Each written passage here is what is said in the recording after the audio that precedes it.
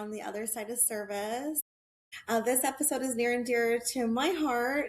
It's about policy work that we do at Secure Families Initiative to empower our active duty military families. And so we're just excited to have our amazing guest with us today. But before we get started, we always like to talk, to you all in the audience and let you know that this work that we do here at the other side of service, it's not just about active duty military spouses. It's not only going to be our parents of those who are serving, but it's about everyone who's part of that mission, who is part of helping a service member with, it could be like something like a caregiving, but it could also be something where, you're the teacher for their child at school. So our families are in your communities, and this is a way for us to reach out and share more about our lives and what we're experiencing with everyone who's on that other side of service. So I want to welcome my amazing co-host, Sony.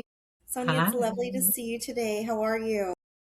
Wonderful. Always awesome to see you too. And I hope that you're taking some time for self-care in the midst of your own move. But it's lovely to see you. As been said, my name is Sony. Welcome. Happy to have everybody tuning in again and again and again. I am a former military spouse, partner of a retiree, longtime advocate, and someone who has lived the lifestyle, transitioned out of it, and remains deeply, deeply connected to the community. We're so excited to welcome everybody back for this episode on PCS safety. And we are happy to share the stories that too often go untold. That's why they matter. They matter to you as the American voter. We're sharing the things, the behind the scenes look, the stories that don't necessarily make the media and large press. Thank you for, like Sony said, I'm in the middle of a PCS myself. So what a time to talk about this subject. It's really part of our lives as those who currently are serving our country, and it affects all of us. And I would like to just kind of, for everyone out there in the audience, go over what our PCS safety campaign is and why it's important in our community and needed. So our PCS is when we are doing a permanent change of duty station. So that's the acronym. It happens for, based on your branch of service. Sometimes it can happen as, often as every 10 months, a year. Sometimes it's more like a 2-year rotation or 3-year rotation for those who are serving in their families. We've had times where we've gone and our children have lived in 3 years, 3 different schools in 3 different states. So it's really hard to say how that looks for each person. But because of that, what we kept hearing at Secure Families Initiative, specifically myself, from our families of color, where during this time our families are experiencing safety issues. We learned that the number one issue facing our families is racial ethnic bullying of their children. And so just hearing these stories, no matter if the families were from Hispanic or AAPI or Indigenous or Black Americans experiencing this, it was kind of like a shared safety concern for children. And so just having that knowledge and wanting to make sure that we are getting out in our community and getting our families to decision makers. I launched our PCS safety campaign. Goodness, I want to say it's almost 2.5 years ago at this point. And so we've had amazing members step forward and share their stories with us at Secure Families Initiative that we have, we are grateful they have trusted us and trusted us with those stories. And those stories have led to a lot of amazing changes within our community. And so we are honored to have 2 of those amazing members here today to share more of their stories. Sony, I would love for you to introduce our guests. Absolutely, be my pleasure. First, I'd like to introduce Tony, who is also a member of our PCS safety team. She is a veteran herself and a military spouse. Also joining us is Marla Bautista. She is a journalist and a military parent and also a member of our PCS safety team. Ladies, thank you so much for joining us today and sharing your stories and trusting us with your stories. With that, can you start out by just telling us a little bit about yourself? Whoever would like to go first. Bautista, thank you so much for having me. I love the work that you all are doing, and I'm so grateful to be a part of it. I am a former military spouse of almost 2 decades, and I do have 3 children, and our family's an EFMP family. We've struggled through lots of challenges. We've lived all over the world, and I definitely have a story to tell. Yes. Thank Thank you you. so much. Thank you. Look forward to hearing more about it. And you, Tony? Hello, I'm Tony Hauser. I'm a 23-year Navy retiree, also a spouse of an active duty sailor. I'm just very excited to be here and share a bit of my story, which is by no means unique, and just so happy that you guys took the steps forward to get some policy changes for it. Thank you very, very much. Thank you for joining us today. And we look forward to helping unpack your stories and definitely getting this information out to our voters. Voters don't always see the full picture and they don't understand who has always protected democracy. They may fail to recognize when democracy itself is under threat. Stories like yours help amplify many more voices. Like you said, Tony, your story is not unique. Marla, I'm sure you'll share things that also aren't unique. And it's unfortunate to say that. So thank you for being the voices that are going to demonstrate these non-unique issues within the culture of military families and military family life. Thank you so much, Sony. I love that. And I just want to say, I know that we are going to hear stories that are happening in our community, but they aren't unique, but Tony and Marla, you are, because you are very courageous and very brave to share your story. This is at a time when our community has really been silenced. I know you spoke to being a spouse for 2 decades. Tony, you were in the service as well for 2 decades. Myself, Sony, we all have between us about 80 plus years of experience in Yes. military service. And it's very rare in our community to find people who will share their story openly. And so I wanted to start by saying thank you both so much for being the people you are in this moment. And your story is helping so many, and that is through policy, like we were talk about here shortly. But yeah, I just wanted to start by saying, Marla, if you would love to jump in and tell us more about your family and kind of what led you to talking about the situation that you found yourselves in when you did come to the Secure Families Initiative. Absolutely, Brandy. So, my family, like I said before, we're an EFMP family. We've gone duty station to duty station. Transferring IEPs is something that was normal for us. We've done it so many times. Prior to moving, what happens is I will email an IEP to the new incoming school district wherever we're moving to, and they would kind of help usher us into school seamlessly at the new location. So we were actually moving to Florida from New York. And this is, nothing new. We've done this a million times over. We move, we send the IEP, our kids start school, and that's the end of it. And so my son does have autism spectrum disorder and sensory processing disorder.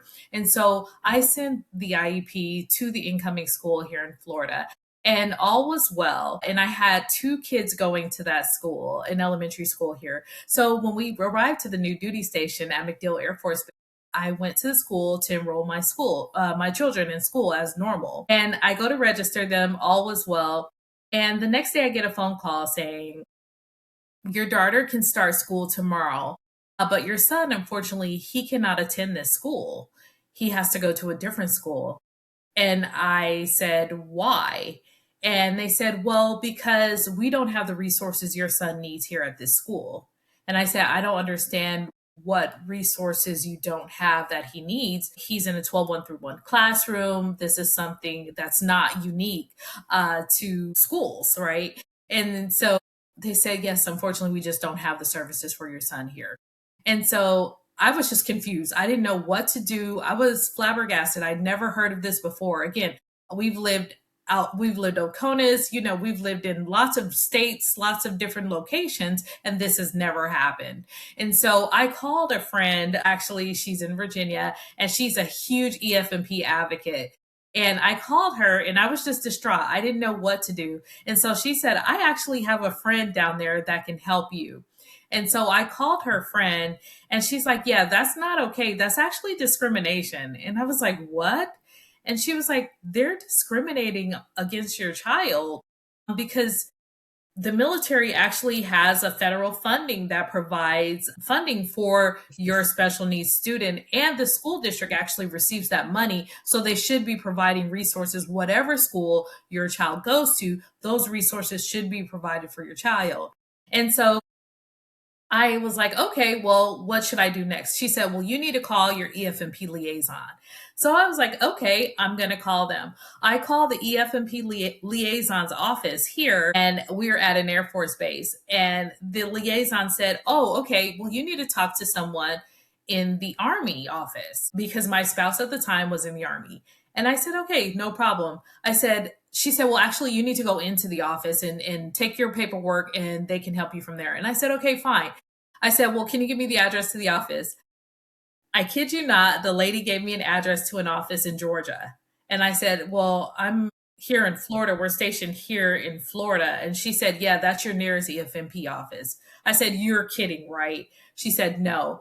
And I'm just like, okay, so my spouse was stationed here, which means that my family was sent here. So we should have resources for my child here.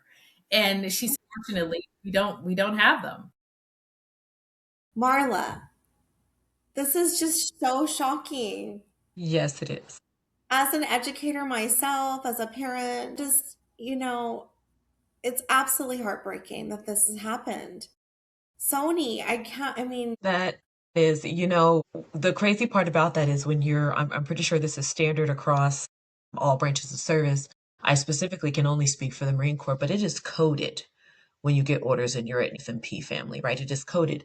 And part of that coding purpose is to ensure that you are within 50 miles of the services that you need. Like that is the purpose of that program and being enrolled. It's also to make sure you're getting that support, but that is literally supposed to be that due diligence piece that ensures that you are geographically placed within the realm, the region of support that you need. And if there aren't supports there, your service member should be placed in Georgia or wherever else there is. So that is a disservice right. on every level.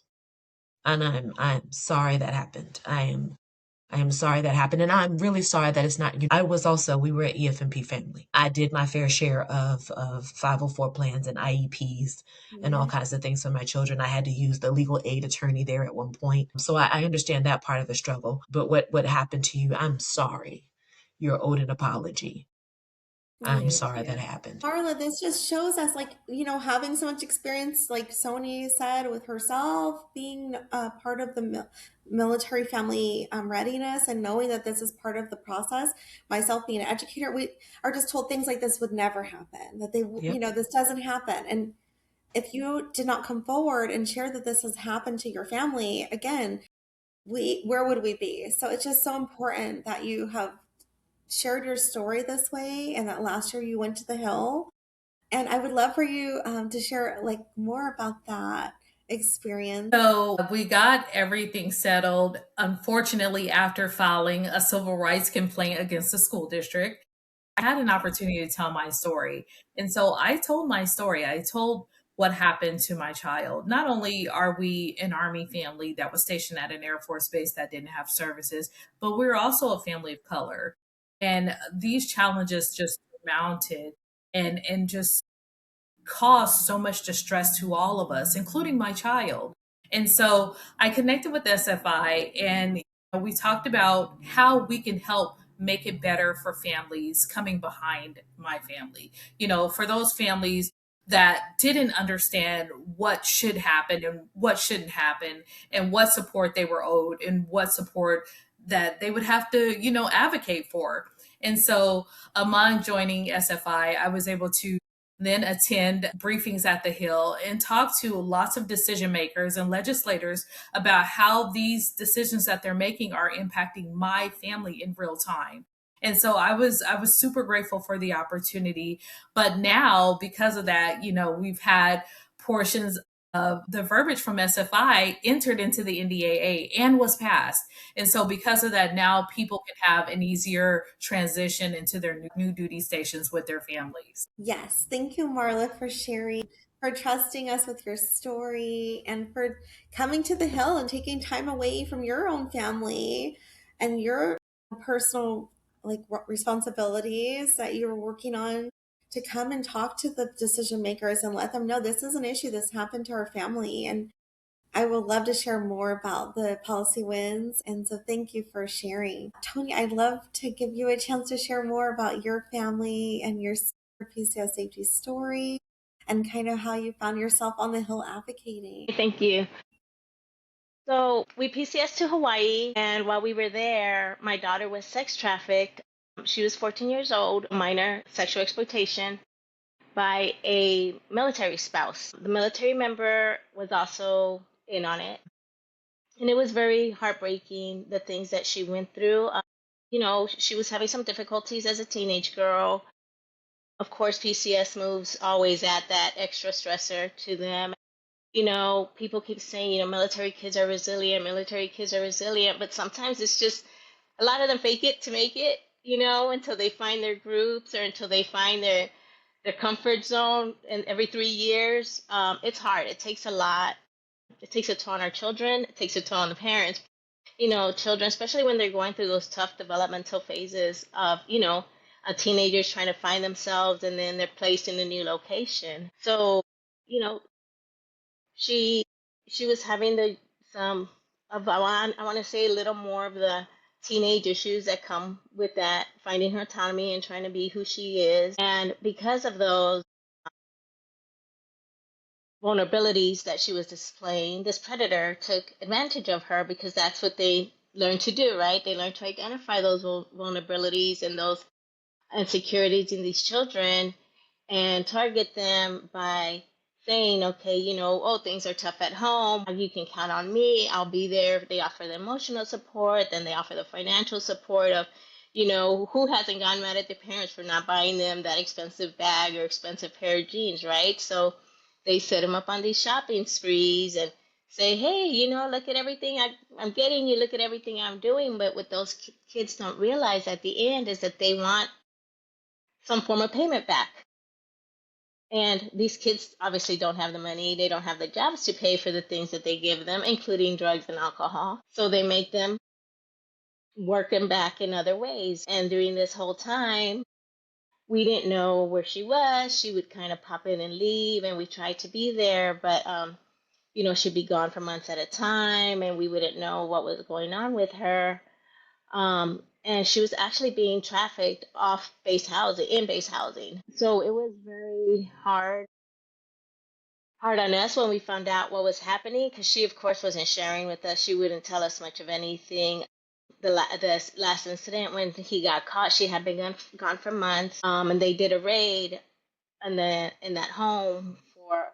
I guess that he had already been on the radar. Honolulu police was involved. Army CID was involved.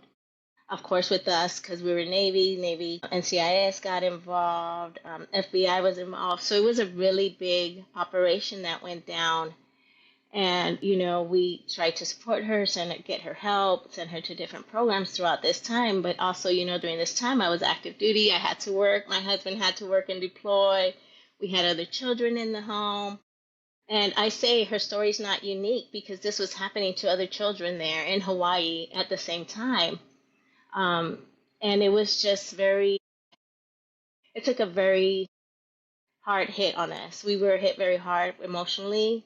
And of course that turns into so much stress, turns into physical ailments, right? And it nearly broke our family apart. It was just so stressful. And by the time that we got to move, we got everything situated for her and tried to get her in treatment programs and everything else, because she continued to run away, because that's what she knew. Right now she's not only been trafficked and has all this trauma to deal with from sexual assault and physical abuse, she also has to detox from the drugs and alcohol that she was given to keep her controllable and to keep her sane there.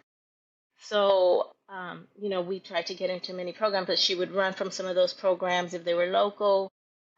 We got her into a couple of stateside programs throughout this time, but it got, the situation kept getting worse to the point where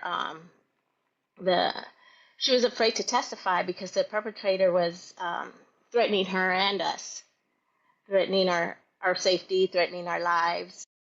So we actually had to leave Hawaii under emergency orders, under safety PCS orders, within 5 days. We got our orders on a Monday to be detached by Friday. And now you're talking about a family of five, with dogs and having to PCS and find movers and everything else, and still do both.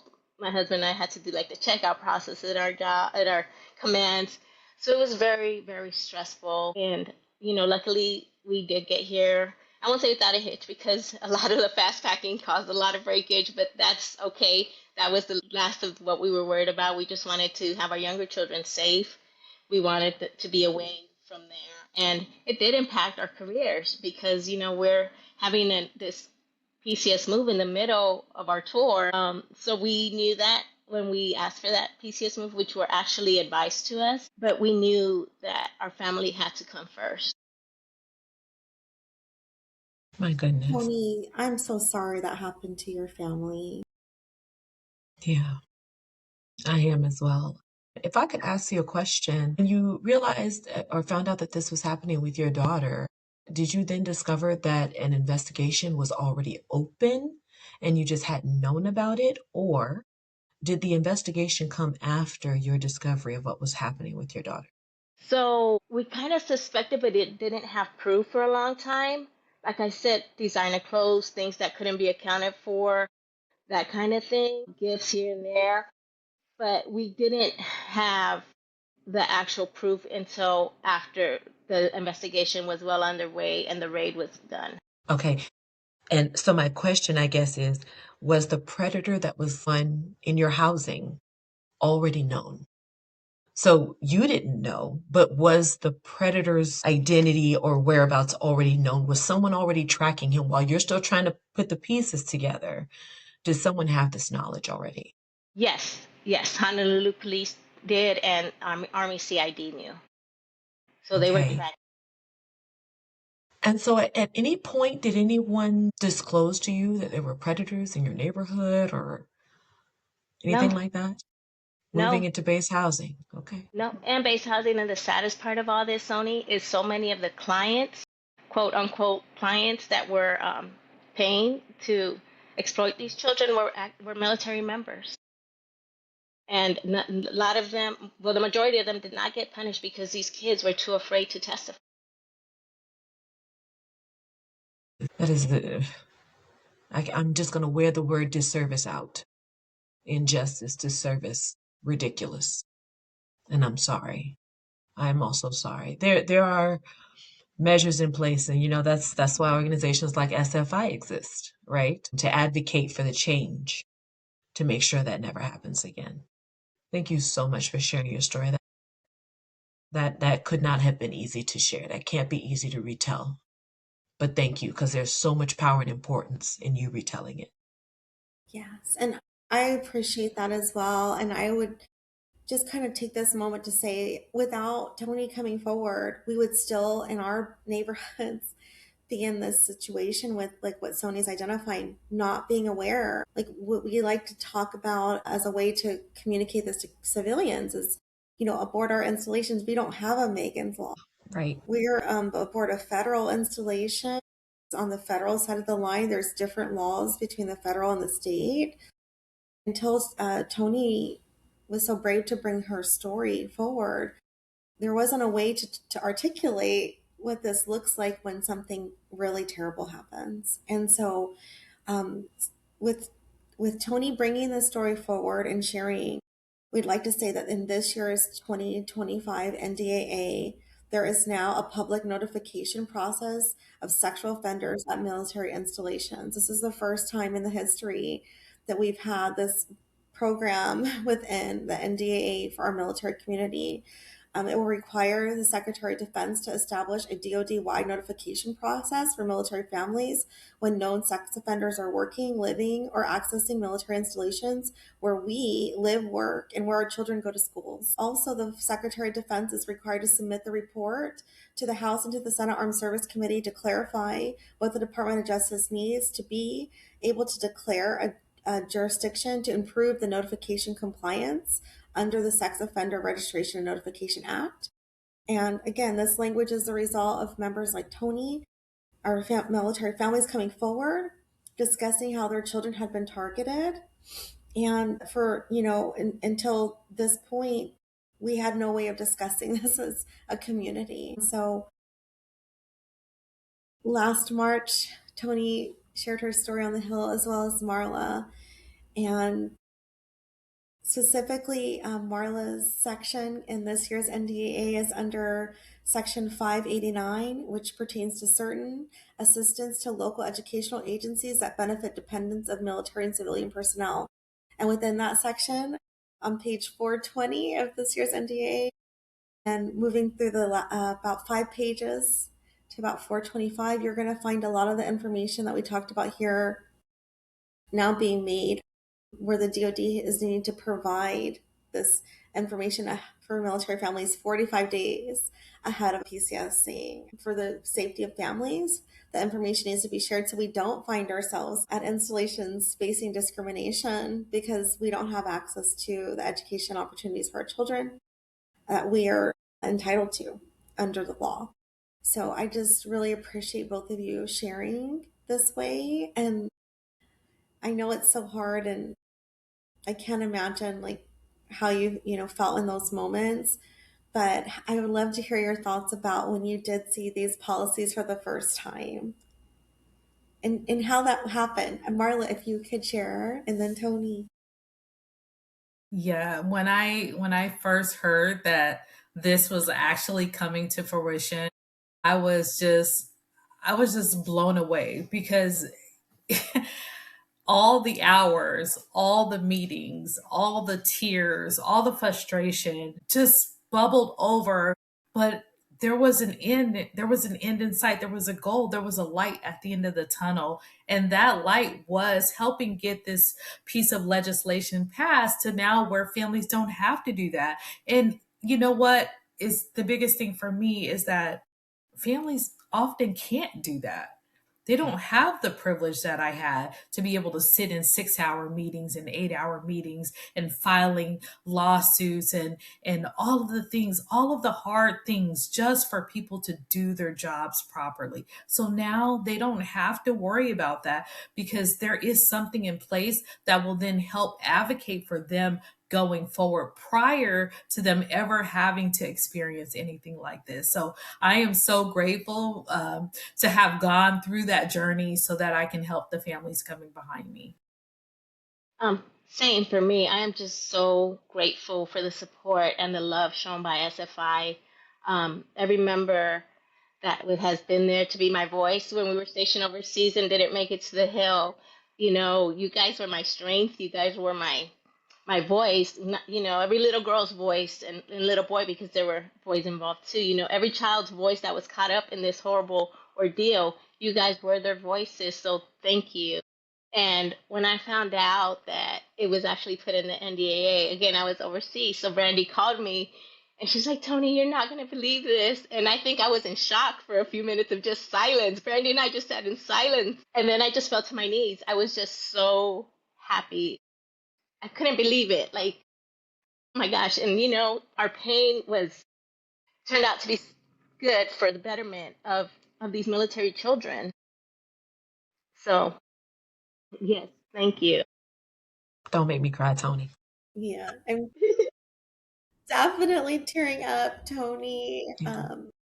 I'll never forget that moment, and just to know that our children will have safety and protections like all children. Military children shouldn't be any different. And so it's so brave of you both. And it would not have happened without you coming forward and sharing your story. And we hope this encourages more to talk with decision makers about any type of issues that are impacting your family while you're serving in this nation.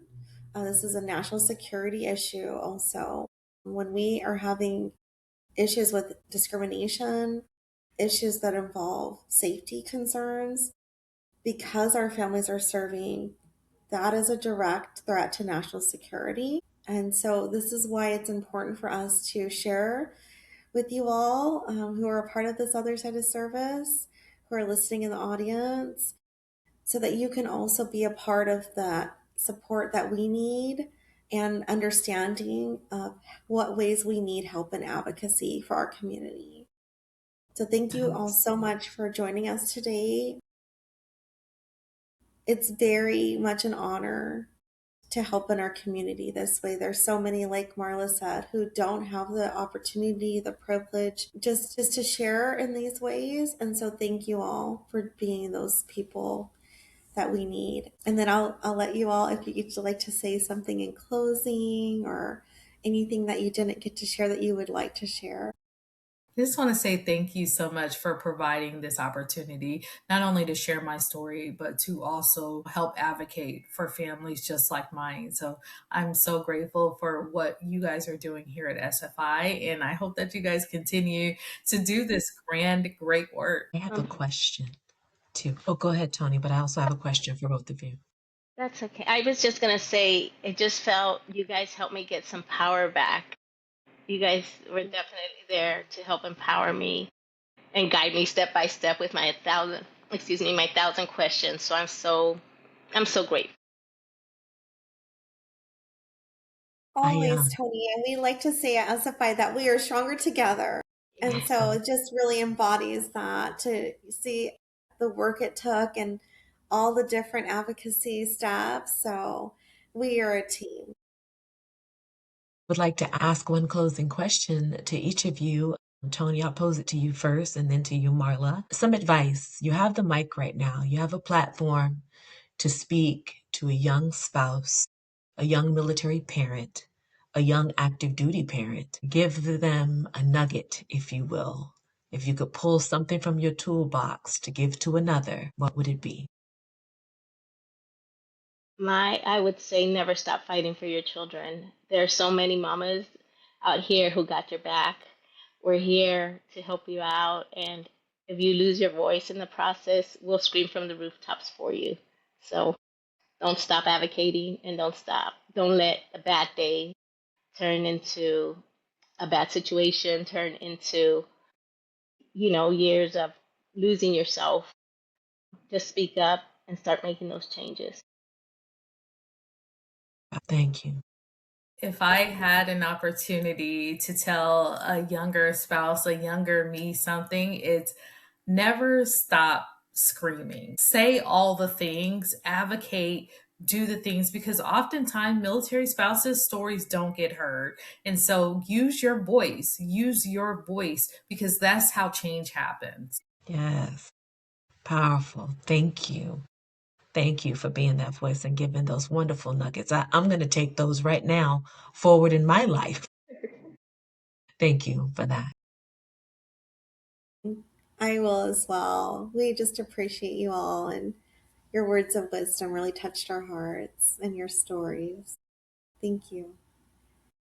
Well, everyone joining us in the audience, I hope that you learned something new today. And I just want to say that when we started this podcast, like our goal was to make sure that we were able to tell the lived experiences of those who are currently serving, have served, the families. And I hope that through listening over these last series of episodes, that you all have come away with a new sense of understanding our military community, because we are your military. We're serving you all, and we hope that we in turn make you proud and that you help us and advocate on behalf of us here all around the country and all around the world who are currently serving.